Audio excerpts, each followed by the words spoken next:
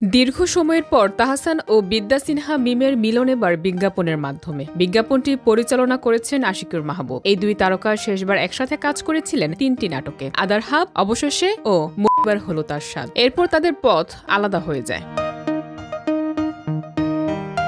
মিম বলেন, তাহসান ভাইয়ের সঙ্গে 2023 সালে একটি নাটকের কাজ করেছি, এরপর আর কাজ করা হয়নি। কখন যে 3টি বছর চলে গেছে বুঝতেই পারিনি। আমরা এখন একটি বিজ্ঞাপনের কাজ করছি। বিজ্ঞাপনটির কনসেপ্ট খুব সুন্দর। আশা করি দর্শকরা দীর্ঘদিন পর আমাদের এক ফ্রেমে দেখে আনন্দ পাবেন। বিজ্ঞাপনটি চলতি মাসেই প্রচারে আসবে।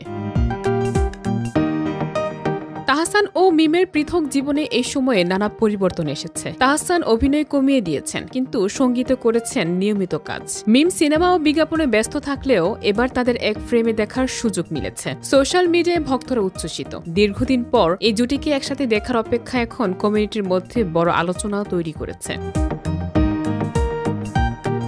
অন্যদিকে তাহসান তার সঙ্গীত জীবনের রজত জয়ন্তী উপলক্ষে 1 মাসের জন্য অস্ট্রেলিয়া সফরে যাচ্ছেন। মিমো নতুন সিনেমার শুটিংয়ে ফেরার প্রস্তুতি নিচ্ছেন। এই বিজ্ঞাপন তাদের ক্যারিয়ারে এক নতুন অধ্যায় হিসেবে ধরা হচ্ছে, যেখানে দুজনের আলাদা আলাদা প্রতিভা মিলিত হয়ে দর্শককে আকর্ষণ করবে।